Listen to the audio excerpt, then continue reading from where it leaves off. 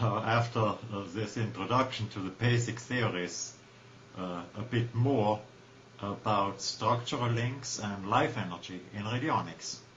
I have proven experimentally that life energy transfers by way of near identical or equivalent structures, which are called structural links. In fact, with this simple technology, I achieved the first machine-to-machine transmission of signals using life energy across the Atlantic back in 1997. Bit too slow still for telephones or for digital transfer. No amplification, though, of the signal was needed. No amplification whatsoever, since the life energy transfer is direct. I developed mathematical models according to this. And this and other experiments were proof that the intensity or power of the transfer is determined by the similarity of the structural links involved, not by distance, as we commonly understand it.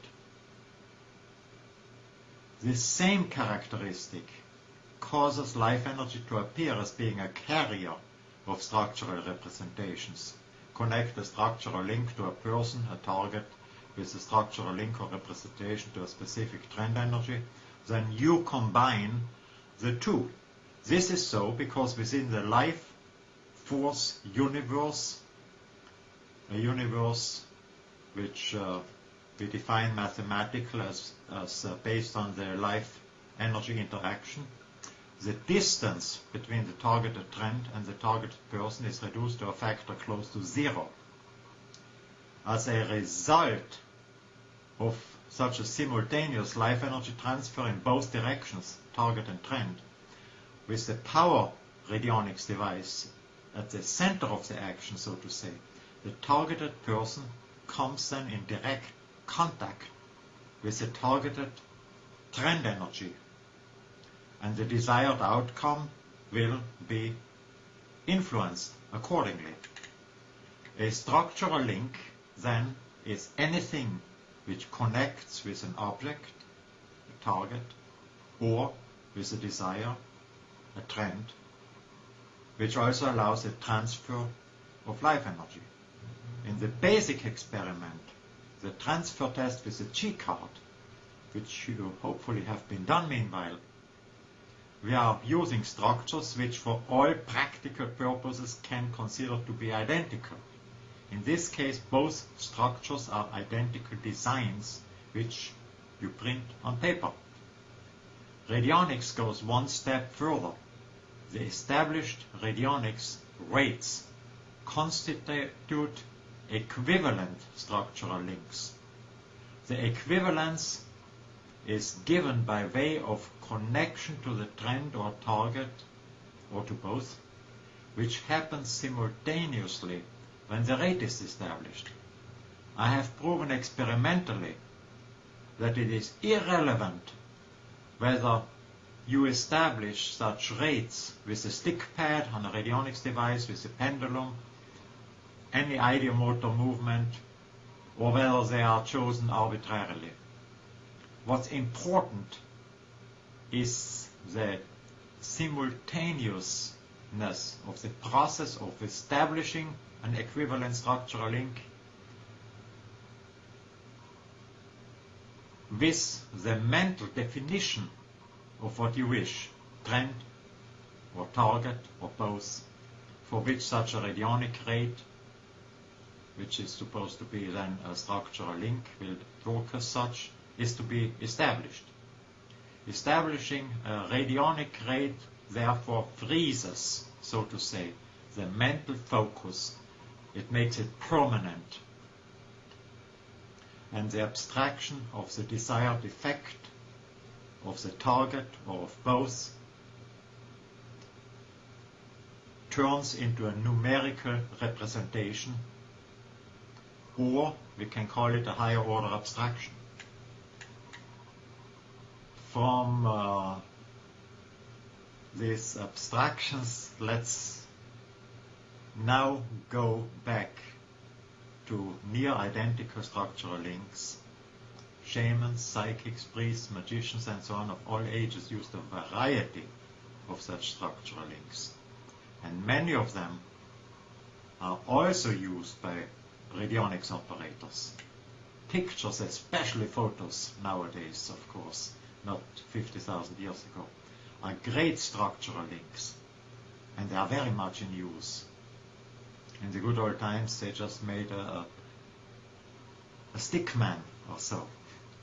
Shamans and magicians have also been using signatures, personal objects, clothing, blood, hair, and so on. And so do radionics operators. All of these preceding objects, signatures, personal objects, and so on, have one thing in common. They carry the genetic code of the target person, which is unique, either in a relatively large quantity, such as blood and hair or fingernails, or in minute quantities, such as skin rubbings on the signature, on clothing, and on other personal items. If you focus mentally onto a specific person, a location, a desired event, and so on, your brain establishes a structural connection right then. The abstraction that appears within the brain, within the mind, shows sufficient similarity with the actual object to allow a connection by means of life energy. Now, the fact that you don't see what's going on there is that you have not yet connected your sensory apparatus with this type of establishing structural links. For purposes of action at a distance is sufficient so.